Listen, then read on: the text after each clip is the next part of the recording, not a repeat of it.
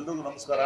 ಎಲ್ಲ ಮಾಧ್ಯಮ ಮಿತ್ರರಿಗೆ, ಎಲೆಕ್ಟ್ರಾನಿಕ್ ಮೀಡಿಯಾದವರಿಗೆ ತಮ್ಮ ಆತ್ಮೀಯ ಸ್ವಾಗತ ಬಯಸುತ್ತಾ, ಪ್ರಿಂಟ್ ಮೀಡಿಯಾದವರು ಕೂಡ ಫಸ್ಟು ನನ್ನ ಥ್ಯಾಂಕ್ಸ್ ಹೇಳೋದು ನಾವು ಮಾಧ್ಯಮ ಮಿತ್ರರಿಗೆ, ಪತ್ರಿಕಾ ಮಿತ್ರರಿಗೆ, ಆಮೇಲೆ ಪ್ರಿಂಟ್ ಮೀಡಿಯಾದವರಿಗೆ. ನಮ್ಮ ಚಿತ್ರರಂಗದ ಬಗ್ಗೆ ಇರುವಂಥ ಕಾಳಜಿ ಏನೋ ಒಂದು ಅತಿ ಸೂಕ್ಷ್ಮ ಜಾಗದಲ್ಲಿ ಭಾಳ ದೊಡ್ಡ ವಿಚಾರ ಆಗಲು ಕೂಡ ತಾವು ಯಾವತ್ತು ಯಾವಾಗಲೂ ಬೆನ್ನೆಲುಬಾಗಿ ನಿಂತ್ಕೊಂಡು ಸಪೋರ್ಟ್ ಮಾಡಿದ್ದು ಇದೆ.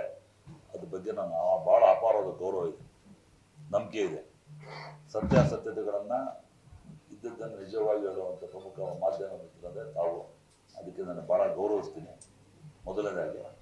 ಬಟ್ ನಾನು ಕೆಲವು ವಿಚಾರಗಳು ಭಾಳಷ್ಟು ಜನ ಮಾಧ್ಯಮದವರು ಫೋನ್ ಮಾಡಿದಾಗ ನಾನು ಎಕ್ಸಾಕ್ಟ್ ಏನು ವಿಚಾರ ನಡೀತು ಅಂತ ಹೇಳೋಕ್ಕೂ ನಾನು ಯಾರಿಗೂ ಹೇಳಿಲ್ಲ. ಯಾಕಂದರೆ ಒಬ್ರಿಗೆ ಹೇಳಿ ಒಬ್ರಿಗೆ ಮಾಡೋದು ಬೇಡ ಅಂತ ಉದ್ದೇಶ ಇತ್ತು. ನಾನು ಏನೂ ಹೇಳಿಲ್ಲ, ಯಾಕಂದರೆ ಆ ಜಾಗದಲ್ಲಿ ಆ ಸಮಯದಲ್ಲಿ ನಾನು ಯಾವುದೇ ಥರ ಮಾತಾಡೋ ಸಿಚುವೇಶನ್ ಇರಲಿಲ್ಲ. ನಾನು ಅದಕ್ಕೋಸ್ಕರ ನಾನು ಕೆಲವು ವಿಚಾರಗಳನ್ನ ಬಹಿರಂಗ ಬರೋದಕ್ಕೆ ಕ್ಷಮೆ ಇರಲಿಲ್ಲ. ನನಗೆ ಕೇಳಿದೆ ಭಾಳಷ್ಟು ಜನ ಫೋನ್ ಮಾಡಿದಾಗ ನಾನು ಎಲ್ಲ ಮಾಧ್ಯಮದವರು, ಎಲ್ಲ ಪತ್ರಿಕಾ ಮಿತ್ರರು ಒಂದೇ ಒಂದು ಭಾವನೆ ಹಿಡ್ಕೊಂಡು ನಾನು ಕೆಲವು ವಿಚಾರ ಇಲ್ಲೇ ಪ್ರೆಸ್ ಮೀಟ್ ಕರೆದು ಹೇಳಬೇಕು ಅಂತ ಉದ್ದೇಶ ಹಿಡ್ಕೊಂಡು ನಾನು ಮಾತಾಡಿಲ್ಲ. ಮೊದಲನೇದಾಗಿ ನಾನು ಅಧ್ಯಕ್ಷನಾದ ಮೇಲೆ ನನಗೊಂದು ಆಸೆ ಇತ್ತು, ಒಂದು ಪ್ರವಾಸ ಮಾಡಿಸೋಣ ನಮ್ಮ ಎಕ್ಸಿಕ್ಯೂಟಿವ್ ಕಮಿಟಿ ಮೆಂಬರ್ಸಿಗೆ, ಇನ್ನಿತರ ಮೆಂಬರ್ಸ್ಗಳಿಗೆ ಅಂತ ಭಾಳ ಹೇಳ್ತಾನು ಕೂಡ ಇದ್ದೆ. ತಮ್ಮ ಕೂಡ ಒಂದು ಕೂಡ ಹೇಳಿದ್ದೀನಿ ನಾನು. ಹಾಗಾಗಿ ಒಂದು ಸಣ್ಣ ಪ್ರವಾಸನ ಕೈಗೊಂಡಿದ್ದೆ, ಗೋವಾ ಪ್ರವಾಸ. ನಾವೊಂದು ಏನೋ ನಮ್ಮದು ಮೀಟಿಂಗ್ ಕರಿಬೇಕಾಗಿತ್ತು, ಎಕ್ಸಿಕ್ಯೂಟಿವ್ ಕಮಿಟಿ ಮೀಟಿಂಗ್ ಆಗಿತ್ತು. ಅದು ಎಲ್ಲ EC ಮೆಂಬರ್ಸಿಗೆ ಕರೆದಿದೆ. ಅದು ಕಾರಣ ಅಂತಂದರೆ ಮೀಟಿಂಗ್ ಮಾಡೋಕೆ ಹೋಗಿಲ್ಲ, ಬೇಡ ಅಲ್ಲೆಲ್ಲ ಹೋದಾಗ ಇಂಥ ಸಂದರ್ಭಗಳಲ್ಲಿ ಮಾಡಬಾರ್ದು. ಯಾಕಂದರೆ ಅಲ್ಲಿ ಆ ಸಮಯದಲ್ಲಿ ಆ ಜಾಗದಲ್ಲಿ ಅಲ್ಲಿ ಮಾತಾಡಿ ಮತ್ತೇನಾರು ಆಗೋದು ಬೇಡ ಅಂದರೆ ಒಳ್ಳೆಯ ಉದ್ದೇಶದಿಂದ ಮೀಟಿಂಗ್ ಮಾಡಿಲ್ಲ. ನಾವು ಅವತ್ತು ಹೋಗಿದ್ದು, ಗೋವಾಗೆ ಹೋಗಿದ್ದು ಅವತ್ತು ಮೊದಲನೇ ದಿನನೇ. ಅವತ್ತು 29th 27 ನಾನು 4 ಗಂಟೆ 5 ಗಂಟೆ ಅಲ್ಲಿ ಹೋಗಿಲ್ಲ. ಹೈಬೀಸ್ ರೆಸಾರ್ಟ್ ಅಂತ ಹೇಳಿದ್ರೆ ನಾನು ಮಾಡಿದ್ದೆ. ಭಾಳ ಎಲ್ಲ ಸಂತೋಷವಾಗಿ ನಗ್ನಗ್ತಾ ಮಾತಾಡ್ತಾ ಜಾಲಿ, ಯಾರು ಏನೋ ಇದಿರಲಿಲ್ಲ. ಆಮೇಲೆ ಸತೀಶ್ ವ್ಯಕ್ತಿ ಬಗ್ಗೆ ಒಂದು ಇಂಟ್ರೊಡಕ್ಷನ್ ಕೊಟ್ಬಿಡ್ತೀನಿ. ಫಸ್ಟ್ ಪಾಯಿಂಟ್, ಅವ್ರು ಈಗಾಗಲೇ ವಾಣಿಜ್ಯ ಮಂಡಳಿಯಲ್ಲಿ ಸಾಕಷ್ಟು ಬಾರಿ ಅವರು ಬೇರೆ ಬೇರೆ ವಿಚಾರದಲ್ಲಿ ಆಂತರಿಕ ಕಲಾಗಳ ಮಂಡಳಿ ಗಲಾಟೆ ಮಾಡಿದಾಗ ನಾವು ವಾರ್ನಿಂಗ್ ಮೆಮೊ ಕೂಡ ಕೊಟ್ಟಿದ್ದೀವಿ. ಯಾರಿಗೆ ಗಲಾಟೆ ಮಾಡೋದು ಅಂದರೆ ನಮ್ಮ ಸೀನಿಯರ್ ಮೋಸ್ಟ್ ಮೆಂಬರ್ಸ್ ಆದ ನಂದ್ಯಾಳ್ ಅವರು, ನಮ್ಮ ಗುರುಪ್ರಸಾದ್ ಅವರು ಎಲ್ಲ ಇದ್ರು. ಕೇಶವ ನರಸಿಂಹ ಅವರೆಲ್ಲ ಕೂತ್ಕೊಂಡಾಗ ಒಂದ್ಸಲ ಅವತ್ತು ಕೂಡ ಭಾಳ ಎತ್ತರದ ವಾಯ್ಸಲ್ಲಿ ವಾಣಿಜ್ಯ ಮಂಡಳಿ ಹಲವಾರು ವರ್ಷಗಳ ಕಾಲ ಸತತವಾಗಿ ಸೇವೆ ಮಾಡಿ ಕಟ್ಟುವಂಥ ವ್ಯಕ್ತಿಗಳು ಇದುವರೆಗೂ ಯಾರೂ ಮಾತಾಡಿಲ್ಲ. ಮಾತಾಡಿದಾಗ ನಾವು ಅವಾಗೇನೋ ಒಂದು ಸಣ್ಣ ಮೆಮೊ ಕೊಟ್ಟು ಸ್ಟಾಪ್ ಮಾಡಿ, ಬೇಡ ಇದು ಬುದ್ಧಿ ಹೇಳಿದ್ರೆ ನೋಡಿ, ಸಿನಿಮಾ ರಂಗದ ಎಲ್ಲರೂ ಒಂದೇ, ಎಲ್ಲ ನಿರ್ಮಾಪಕರು ಒಂದೇ, ದೊಡ್ಡವರು ಸಣ್ಣವರೆಲ್ಲ, ನೀವು ಕೂಡ ನನ್ನ ಜೊತೆ ಇದೆಯಾ, ಒಬ್ಬ ಜವಾಬ್ದಾರಿ ಸ್ಥಾನದಲ್ಲಿ ಎಕ್ಸಿಕ್ಯೂಟಿವ್ ಕಮಿಟಿ ಅಂತ ಹೇಳಿ ಕಳಿಸಿ ಅದನ್ನು ತಿಳಿಬಿಡುತ್ತೆ. ಅದಾದ ಒಂದು 15 ದಿನಗಳಲ್ಲೇ ನಾವು ಆಫೀಸ್ ಬೇರೆ ಮೀಟಿಂಗ್ ಮಾಡ್ಬೇಕಾರೆ, ಮೀಟಿಂಗಲ್ಲಿ ಬರ್ಬೇಕಾದ್ರೆ ನಮ್ಮ ಯಾವುದೋ ಒಂದು ನಮ್ಮ ಇಂಟರ್ನಲ್ ಮ್ಯಾಟ್ರನ್ನ ಡಿಸ್ಕ್ಲೋಸ್ ಮಾಡಿದ್ವಿ. Being executive committee member should not disclose anything ಅಂತ ನಮ್ಮ ಇದೆ. ಒಂದು ಮೆಸೇಜ್ ಕಳಿಸಿದ್ದನ್ನ ಡಿಸ್ಕ್ಲೋಸ್ ಮಾಡ್ಬಿಟ್ಟು ಎಲ್ಲ ಕಟ್ಬಿಟ್ಟು ಅದೊಂದು ದೊಡ್ಡ ವಿಚಾರ ಮಾಡಕ್ಬಿಟ್ರು. ಯಾವುದೊಂದು bylaw committee, formation of bylaw committee with leadership of ನಮ್ಮ KV ಚಂದ್ರಶೇಖರ್ ಅವರು ಲೀಡರ್ಶಿಪ್, ಅವರು ಅಧ್ಯಕ್ಷತೆ ಮಾಡಿದಾಗ ನಾವು ಮೀಟಿಂಗ್ ಕರೆದು ಎಕ್ಸಿಕ್ಯೂಟಿವ್ ಕಮಿಟಿ ಮೆಂಬರ್ಸ್ ಮೀಟಿಂಗ್ ಕರೋಣ ಅಂತ. ಅದನ್ನೆಲ್ಲೂ ಬಹಿರಂಗವಾಗಿ ಕಳ್ಸಂಗಿರಲಿಲ್ಲ. ಅದನ್ನೆಲ್ಲ ಸ್ಪ್ರೆಡ್ ಮಾಡಿ ಎಲ್ಲ ಕಡೆ ಚರ್ಚೆ, ವಾಟ್ಸಪ್ ಚರ್ಚೆ ಮಾಡಿ ಎಲ್ಲ ಆಯಿತು. ಅದಾದ್ಮೇಲೆ ಅದು ಕೂಡ ನಾವು ಏನೂ ಮಾತಾಡಿಲ್ಲ, ಏನೂ ಎಲ್ಲೂ ಏನಕ್ಕೆಲ್ಲ. ಅವಾಗ ನಮ್ಮ ಟ್ರೆಜರರು ಬಂದಾಗ, ಯಾಕಪ್ಪ ಹಂಗೆ ಮಾತಾಡ್ಬೋದೆ, ಅದೆಲ್ಲ ಮಾಡಬಾರ್ದಲ್ಲ, ಎಕ್ಸಿಕ್ಯೂಟಿವ್ ಕಮಿಟಿ ಡಿಸ್ಕ್ಲೋಸ್ ಮಾಡಬಾರ್ದು ಅಂತ ಕೇಳಷ್ಟೇ.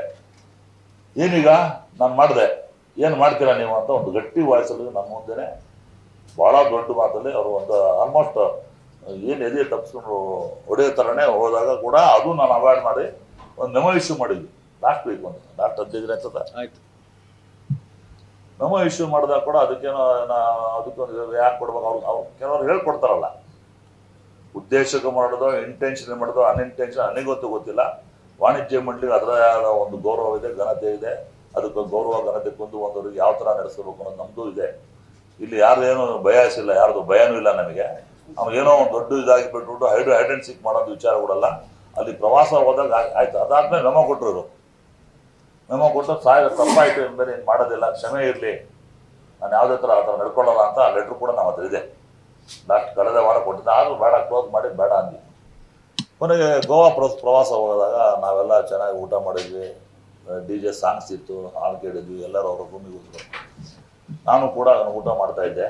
ಅದು ಏಕಾಏಕಿ ಅವರು ಏನು ಚರ್ಚೆ ಆಯ್ತು ನನಗೆ ಗೊತ್ತಿಲ್ಲ, ಏನು ಗಲಾಟೆ ಆಗಿಲ್ಲ. ಇದ್ದಕ್ಕಿದ್ದಂಗೆ ಅದು ಬಿಫೋರೇ ಇತ್ತು, ಒಂದು ರುದ್ರಾವತಾರ ನಡೀತಾ ಇತ್ತು. ಊಟ ಮಾಡಬೇಕಾದ್ರೆ ನಾನು ಅವಾಯ್ಡ್ ಮಾಡಿದೆ, ನೋಡು ಹೋಗಿ ಮಲ್ಕೊಂಬಿಡು ಬೇಡ ಚೆನ್ನಾಗಿರಲ್ಲ ಅಂತ ಹೇಳ್ಬಿಟ್ಟು ಹೇಳ್ತಾ ಇದ್ದೆ. ಆ ರುದ್ರಾವತಾರ ಬಿಡಿ, ಅದನ್ನು ನಾನು 5 ಜನ ಡಸ್ಟ್ಬಿನ್ ನಾನು ಕಣ್ಣಾರು ನೋಡಿರೋದು. ಆ ಸಮಯದಲ್ಲಿ ನಾನು ದಿಗ್ಗಮೇಲ್ಕೊಂಡು ನಾನು ಸ್ವಲ್ಪ ಮೌನ ಆದೆ. ನನಗೂ ತುಂಬ ಭಯನೂ ಆಯಿತು. ಭಯ ಅಂದರೆ ಈ ಪ್ರಾಣ ಭಯ ನಮ್ಗೆ ಏನಿಲ್ಲ ಬಿಡಿ, ಫೇಸ್ ಮಾಡ್ತೀವಿ, ಅದು ಬೇರೆ ವಿಚಾರ.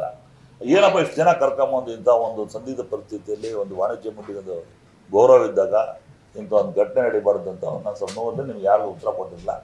ಅಲ್ಲಿ ಘಟನೆ ಆದಾಗ ರಥಾವರ ಚಂದ್ರು ಅಂತ ವ್ಯಕ್ತಿ, ಅವನು ನಮ್ಮ ಮಂಜುನಾಥ್, ರಥಾವರ ಮಂಜುನಾಥ್ ಅಂತ, ಅವರು ಗೋವಾದಲ್ಲೇ ಪ್ರವಾಸದಿದ್ದರು.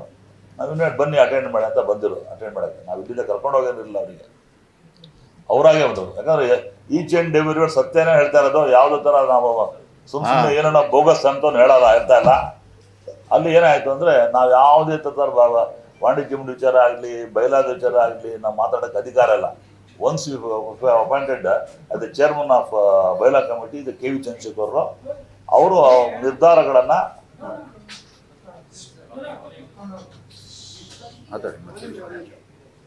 ಸರ್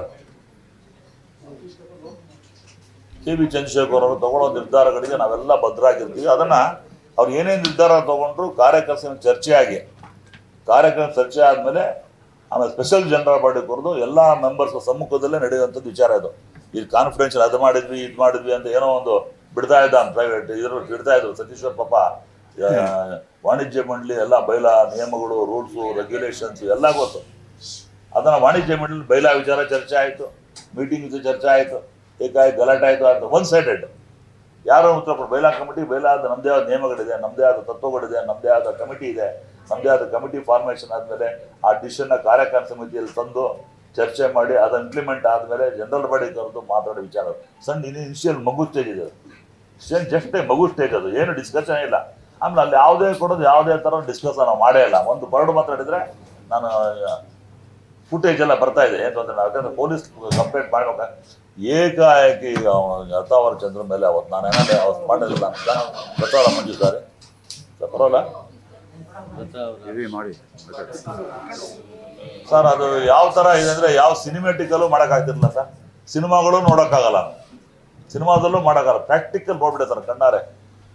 ಏನು ಈ ಕಡೆ ಒಂದು ಸ್ಪೂನು ಇದು ತೊಗೊಂಡು ಇದು ಎತ್ತೋದು, ಇಡೀ ಪೋರ್ಕೊಂಡು ಎತ್ಕೊಂಡದ್ದು, ಮರ ತೊಗೊಂಡು ಹೊಡೆದು ಯಾಕೆ ನಡೀತೀವಿ, ಏನಾಯಿತು ನಮ್ಗೆ ಗೊತ್ತಿಲ್ಲ.